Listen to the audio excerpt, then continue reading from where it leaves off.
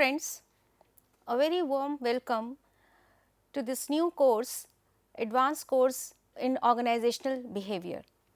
This course is an important application in the field of psychology for managers, for scholars and OB professionals. When I am saying about introduction to organizational behavior, in this module we are going to discuss about that how an individual when working at personal and professional level and at group level as well as organizational level, how he becomes efficient enough to integrate his own personal resources effectively to achieve his individual goals and organizational goals. In a nutshell, this subject as organizational behavior will help individual to understand the interplay or the interface between job, between work and as an individual. So, before getting into more detail about this field of psychology, that is organizational behavior, I will briefly discuss that what exactly it is, how this discipline can be defined in a very appropriate manner, what are its applications and how it has evolved since its conception and how it is playing a major role in managing organizations. That is introduction to organizational behavior. We are well versed with our day to day life experiences that how we can understand human behavior based on his facial expressions, based on his body language, based on his tone, based on his words that he uses to communicate any message, and we tend to generalize what the person has the intention. But the point is that the generalization is actually very unsystematic in nature.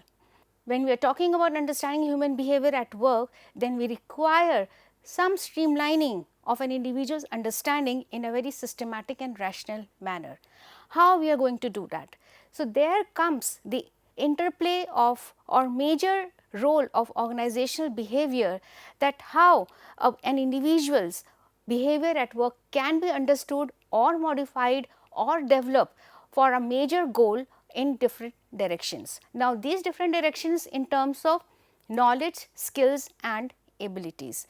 Now, this kind of understanding has to be systematic in nature, and how the systematic routine of understanding human behavior at work, that comes under the area that is organizational behavior. So, we can define organization behavior as the study of human behavior in organizational settings.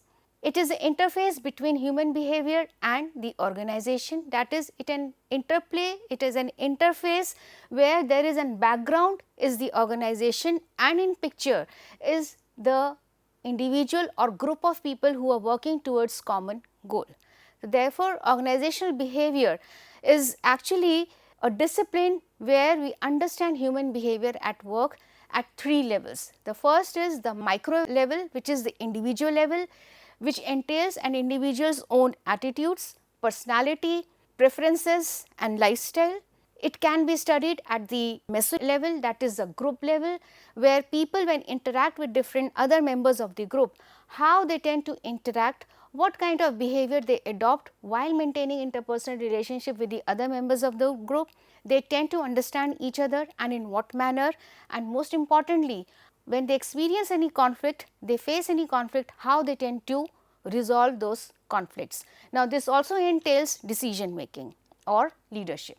And at the third level is the organizational level, that is the macro level. It talks about the organizational systems, it talks about the structure, it talks about the design, it talks about the different departments where every organization or department is working to achieve towards a common goal. For instance, I would say that any organization who launches any product in the market, this calls for a combination of different kind of people to achieve the common goal, that is marketing, sales, manufacturing and finance. When all these specializations work together at individual and organizational level and group level, because there is a team who are working with different specializations towards a common role, that is to launch a particular product. Now, all three levels are working in synchronization, that is micro level, meso level and macro level. This is organizational behavior. There comes the role of organizational behavior, because it is not only about that how the product has to be launched. When people are working together at individual and group level and organizational level, then how individual behavior is affecting the achievement of the goal. Thus, we can say that OB applies the knowledge gained about individual groups and the effect of structure on behavior in order to make organizations work more effectively. Here, effectively has a very deep meaning in terms of how well you are performing the job or you are working with the organization, and in what manner we are using the resources so efficiently that we are achieving the goal in a very collective manner. So, this is how we define organizational behavior. At the same time, what are the different situations where OB comes into play? There are different situations, there are different applications of OB in different arena within organizations. So, OB is connected with employment related situations, and it emphasizes behavior related to concerns such as job, work, absenteeism, employment turnover, productivity, human performance and management. If we talk about job, it is about an individual job or the role that an individual plays on his job to perform the task. It is about work, the specialized work or the skilled work that any individual would perform as an employee. It is absenteeism, that maybe the job is very boring and the person tries to escape from his work. He will not turn up for his work, that is absenteeism. It can be employment turnover, when the person is dissatisfied with his job, maybe in terms of salary, in terms of relationship with the co-workers, then this leads to turnover, where person has an intention to leave the job, or he would resign from his job. Or it can be productivity, human performance and management. It is about how you perform the job, how you can quantify the job you have performed, and what is the quality of your performance. It also includes some other core topics, that is motivation, leader behavior and power, interpersonal communication, group structure and process, attitude development and perception, change process, conflict and negotiation, work design, consulting, counterproductive work behavior and decision making. Motivation, as the term implies, that how the leader can motivate the employees towards the common goal while giving them more incentives while performing a good job. It can be about the environment, it can be about certain factors that any individual would require to perform the job in a very efficient manner. It is about leader behavior and power, who has been appointed as a leader, selected as a leader, what kind of leadership style the person would adopt to manage human behavior or behavior of the employees towards the common goal, direct them, tell them the strategy and how to perform the job. Now, along with leadership comes the power as well, then how the power has been used by the leader to motivate employees. The other is interpersonal communication. It can be about the hierarchy, it can be about the type of kind of communication that floats within the organization in order to communicate any particular information. It can be unilateral, it can be vertical, it can be horizontal. But the idea is, the more the information is flowing within the organization in a very lucid manner, the less are the communication gap. Group structure and process, how the groups, how the teams have been formed based on the objective, based on the goal of the organization, and how people are coming together with different expertise, knowledge, abilities and skills to perform the job.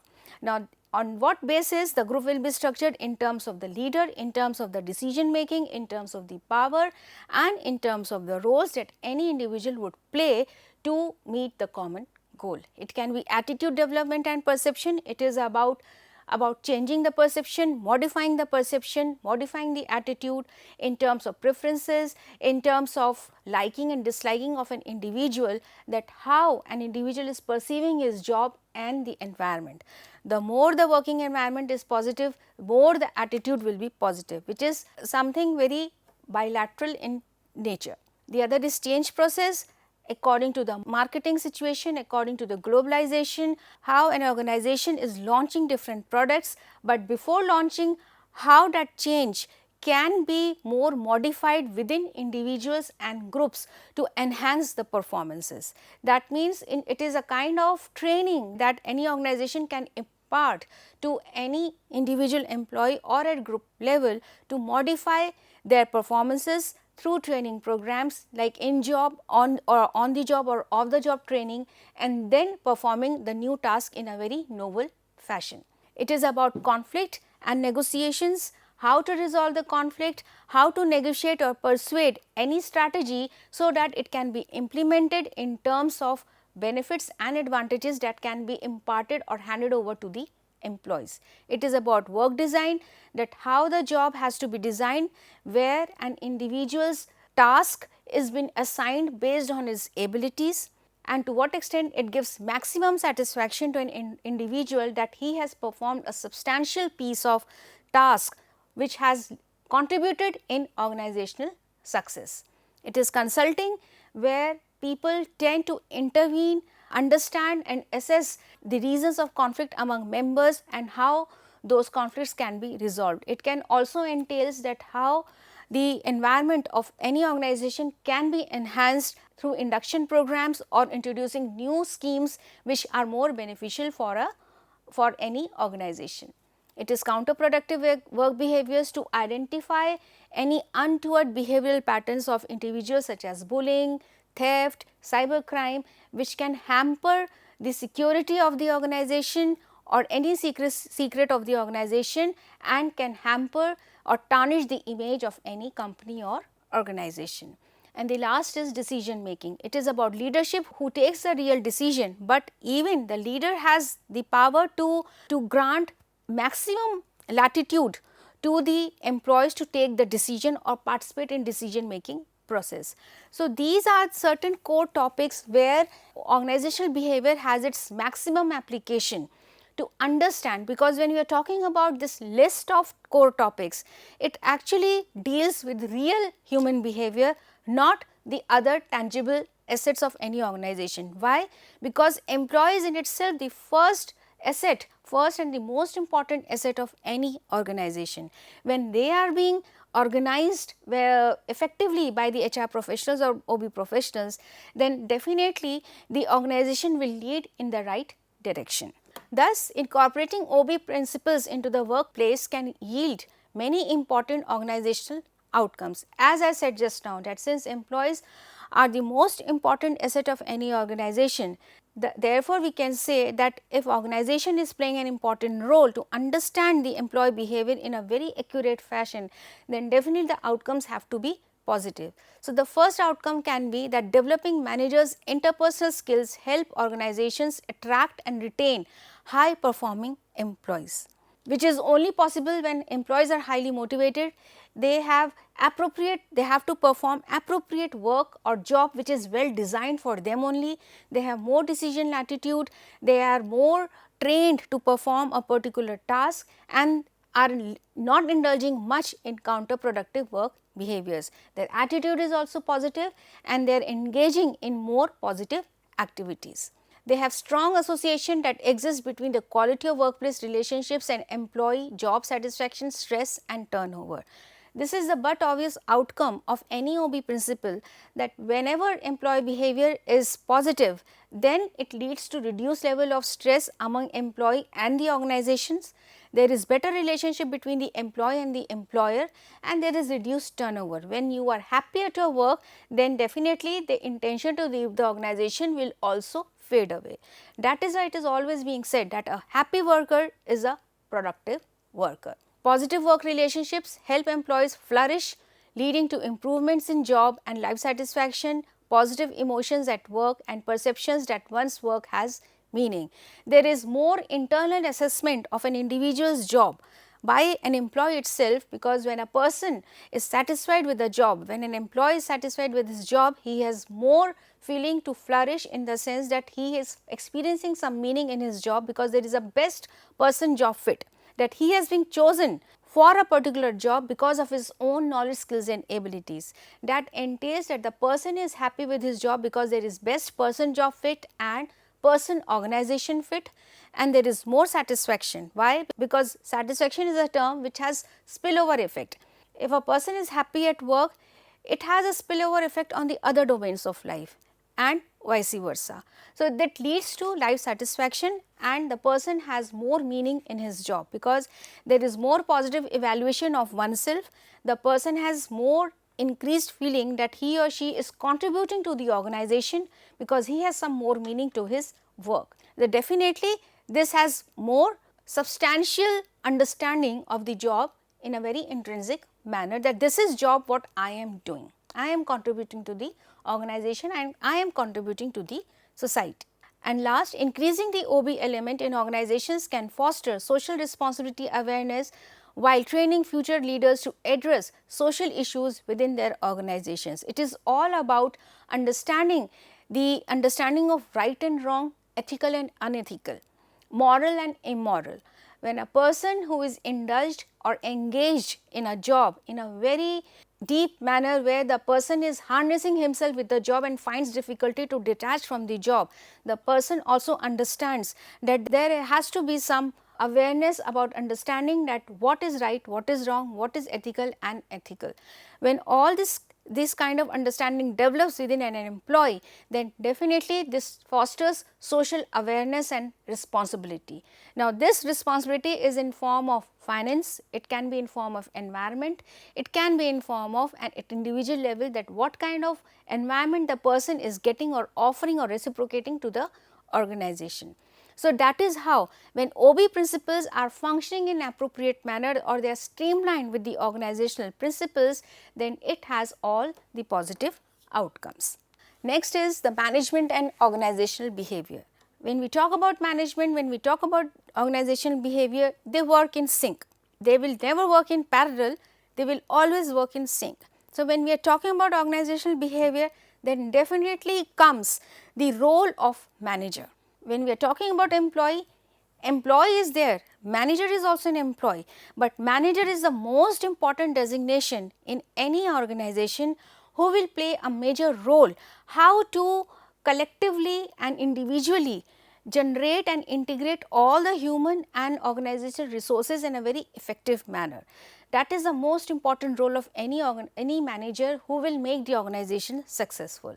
So, when we are trying to elaborate on OB, it becomes pertinent to begin with briefly defining the terms manager and organization. So, the place where managers work. So, then let us look at the manager's job and what managers do. They have some specific roles which are unsaid, but definitely they are performing those roles in a very appropriate and elaborative manner. They are explicit in their performance that this is their job and they are doing it. So, a manager is an individual who achieves goals through other people. Now, through other people here means that disseminating knowledge and assigning roles, jobs to the other employees or co-workers will help the manager to achieve the organizational goal or the broader goal. And it is primarily responsible for making decisions, allocating resources and directing activities within organization. So, all in all, the manager will assign the role to the employee. He will distribute or allocate all the important resources that are required to perform a particular job, and at the same time the manager also ensures that the organization functions on a relatively continuous basis to achieve a common goal or set of goals. Now, continuous basis means that there is a cycle that everybody is working towards the goal and everybody is performing his or her in a very streamlined fashion, then there has to be a continuation. If any block has been created, the whole system will come to halt. So, this is the manager's responsibility, that the chain of function should just continue from one point to another so that the broader goal can be achieved. By this definition, for example, manufacturing and service firms are organizations, and so are the schools, hospitals, military units, retail stores, police departments and local, state and federal government agencies. All are organizations, and all these such kind of organizations are being run by a particular manager who has been designated to regulate the functioning of the organization. So, this is interplay between the manager and the organization. They cannot live without each other, they complement each other, they work in sync, they can never be working on parallel lines, they always have to work in sync so that the objective can be achieved. Since we are talking about managers, then they perform specific functions. In those functions, what kind of job they are doing, that is beyond discussion. But in every organization, whosoever employee is a manager, he has a specific format to perform his functions. These functions are planning, organizing, directing and controlling. Every manager will do it, be it any organization, be it any industry, be it any group, but definitely manager will perform these functions in a very unsaid manner, which the person has to stand by. Initially, Henry Fayol, who is known as the father of management, he defined the functions of a manager as planning, organizing, commanding, coordinating and controlling. But recently, these functions has been condensed into 4 categories. It is planning, organizing, leading and controlling. So, planning is a function which encompasses defining an organization's goals, establishing an overall strategy for achieving those goals and developing a comprehensive set of plans to integrate and coordinate activities.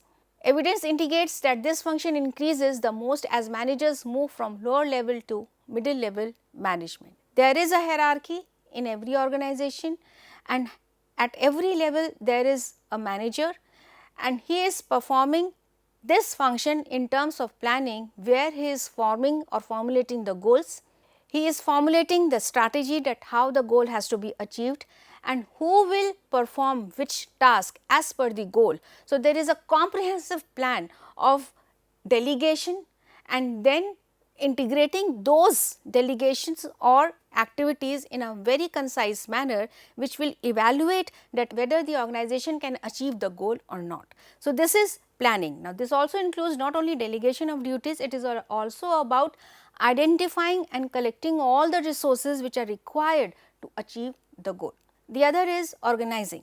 Managers are also responsible for designing an organization structure. Who will perform the task in what manner is a different issue, and how those tasks will be performed based on the structure. That is, it includes determining what tasks are to be done, who is to do them and how the tasks are to be grouped.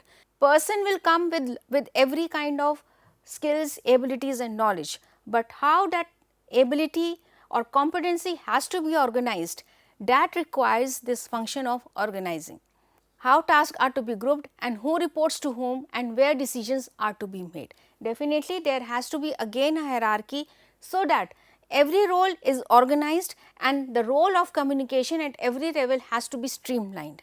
This is organizing. Even planning is there, plan is there, strategy is there. Who will execute? This execution requires lot of organizing, because when we are creating an hierarchy, this hierarchy is going from top to bottom or bottom to top. In every sense, there has to be some kind of communication that who will do which kind of task, how reporting will be done. This reporting is based on complete information available, so that the next plan of action can be achieved. This is organizing. The other is leading, as the term implies. It talks about the finding the right fit in terms of leader to accomplish the task. The function entails motivating employees, directing their activities, selecting the most effective communication channels and resolving the conflicts among members. And who will do that? Here comes the main important role of a leader. The group is there, the group will decide who will lead the group, who will motivate, who will resolve the conflict, who will put forth the interest of the group members towards the higher authorities, so that the functioning can be very much smooth and cordial. This is the leading function of any manager. And the last is controlling. This function includes monitoring and comparing the organization's performance with previously set goals. Previous goal and the current goal and the next forward. When results are being compared, monitoring is there. Where we started, what we are doing and where we have reached. In all the 3 stages, we are comparing, because this comparison has a positive intention that we have to grow further. Company started at this particular point, we have captured the market this much of percentage, and following the new strategy, there will be some kind of planning and organizing that we will lead to the another level of capturing the market, maybe it is 70% from 50 to 70%. This is controlling. So, when this is only possible when we are monitoring the current, previous and future performances, and if there is any significant deviation or any lapses in the performance or strategy that has been formulated, then corrective actions are taken so as to improve the strategy and achieve the goal. Now, here when I am using the word strategy all in till now in my discussion, here strategy is very important word, because any organization can only function when they have a strategy. Strategy to launch a product, strategy to generate the finances, strategy to market the product, strategy to retain the customers, and strategy to retain the employees. So, strategy is very important, which is the most important base or pillar where organizations are standing through. So, this is the important function of controlling, that is this monitoring, comparing and potentially correcting is the controlling function. So, the most important functions of a manager is planning, organizing, directing and controlling. All right. Next comes management roles. This is what kind of functions a manager plays, we have already discussed. Next comes the management roles.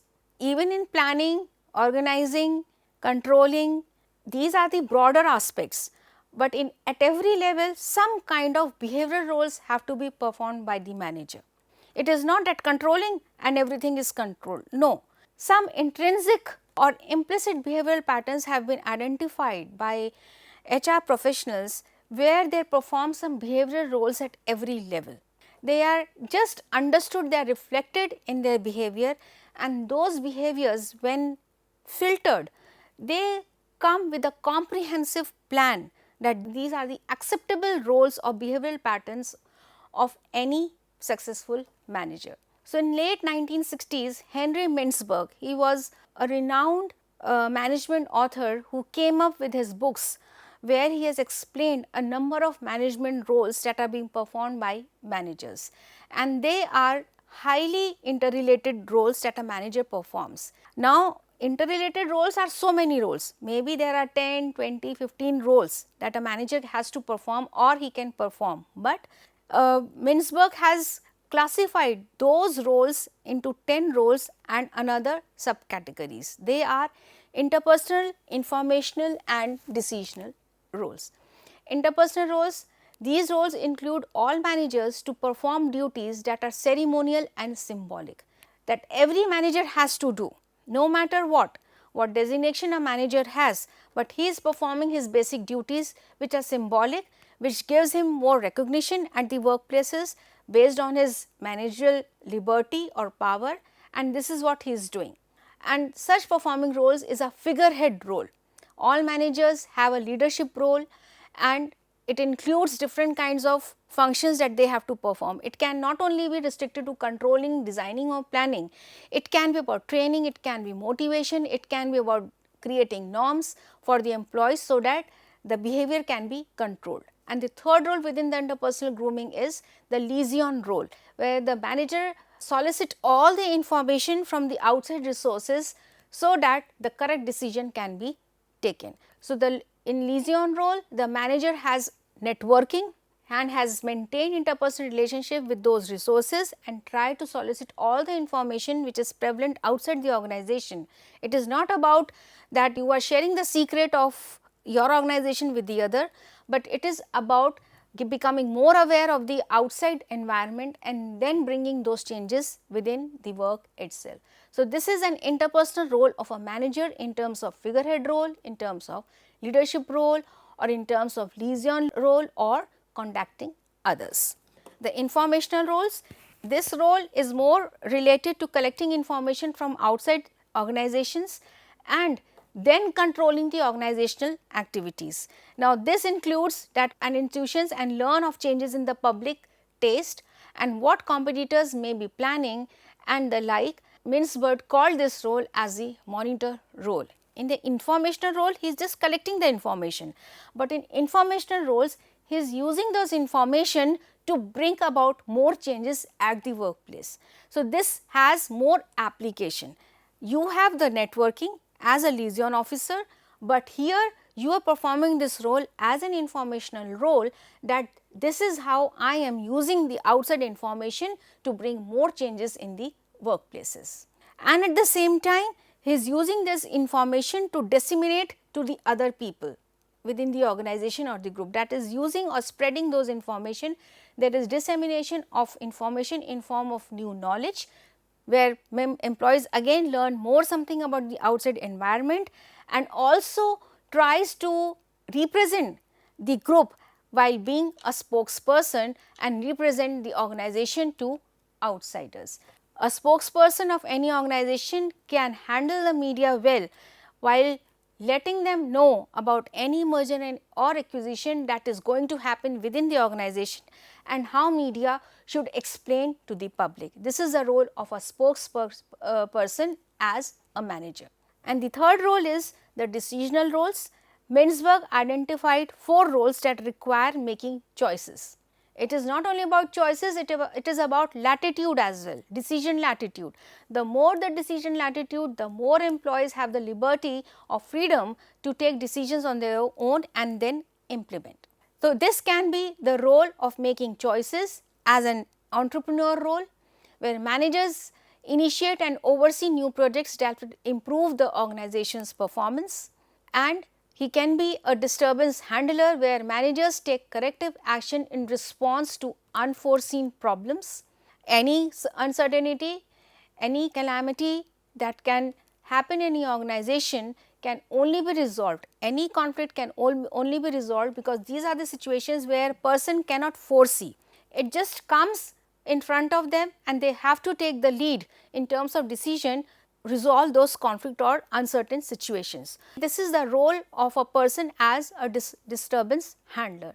And the other role can be of as a resource allocator, where managers are responsible for allocating human, physical and monetary resources.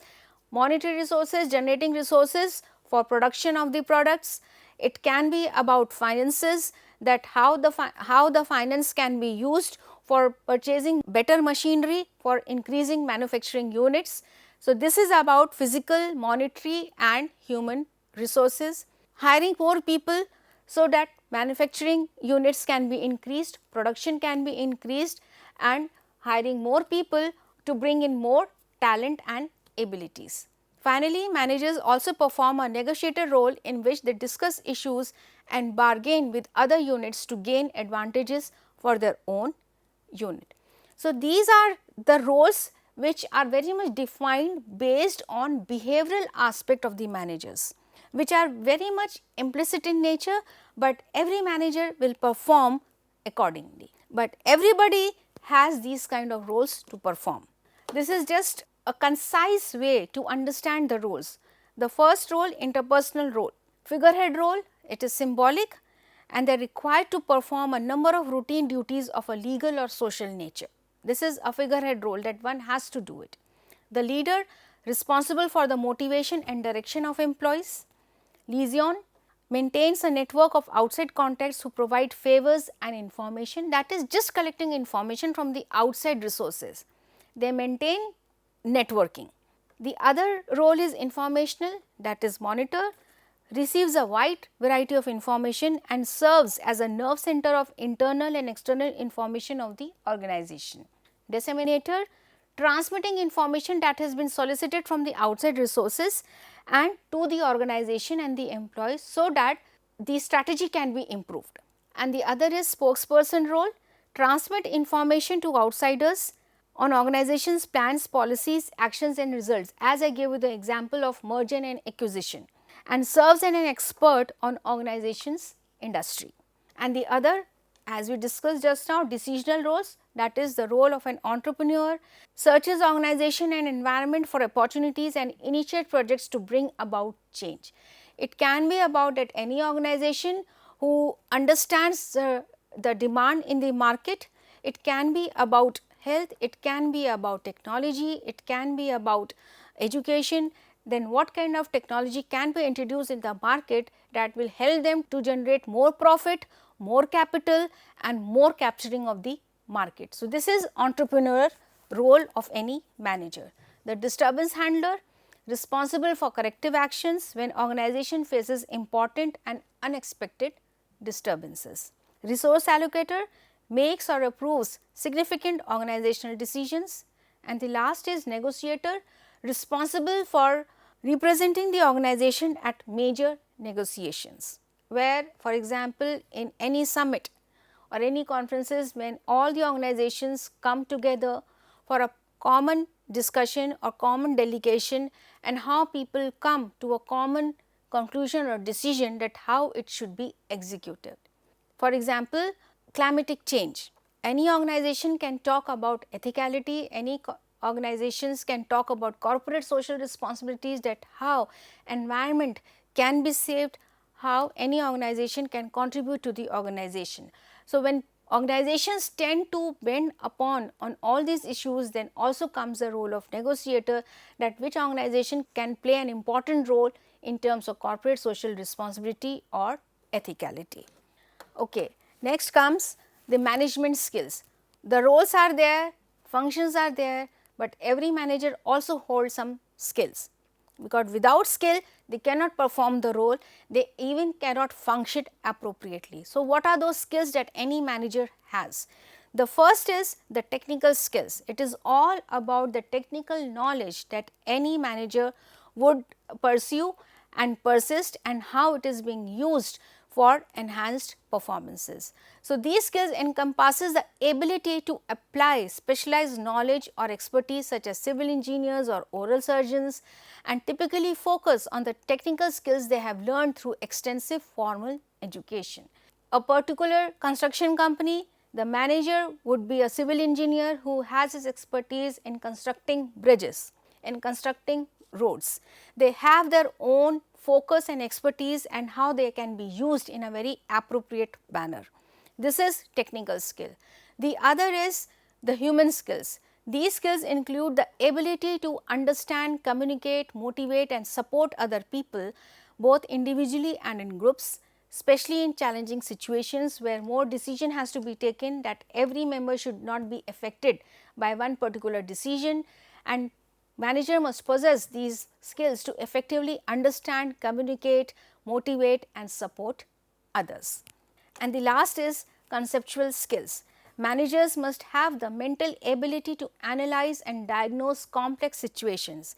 Even conflict that arises between two employees, the manager should be able to understand the real problem that exists between two employees. It should not be very explicit that you are right, you are wrong. Manager should understand the perspective of both the employees. That is a conceptual skill. This task require conceptual skills and includes decision making, identifying the problems between people and within organizations, develop alternative solutions, and evaluate and execute those alternative solutions. These skills also include the ability to integrate new ideas with the existing process and innovate on a job. For example, any hiring procedure with the intrusion, maybe I would say invasion of technology in every sphere of life, even hiring process has also changed, where role of AI has played an important role when it comes to hiring and selection of appropriate employees, where the objective is that the selection should not be biased and it has to be transparent towards a particular category of people, so that there is more inclusiveness in workplaces. So, there is a change or shift in the conceptualization of the skills of managers, that how the organizational process can be more modified or it can be innovative to understand and enhance organizational performances. So, it is not only about people, it is also about understanding the environment, understanding the application of existing concepts and how it can be improved. As I gave you the example of AI, there are other concepts also, for example, diversity, equity and inclusiveness. It has become a major issue in organizations, and how organizations are pursuing these concepts in a very systematic manner based on equal employment opportunity policies. So, this is conceptual skills. So, manager need to enhance, upgrade their knowledge based on the existing environment and what other organizations are doing to move ahead and compete globally. So, these are the 3 skills which a manager must have, that is the technical skills, human skills and the conceptual skills. So, this is all about introduction to organizational behavior in terms of manager, that what kind of functions a manager do perform, what are the roles they perform and the skills they have, they possess, so as to make the organization a functioning organization. So, that is all for the discussion. Thank you.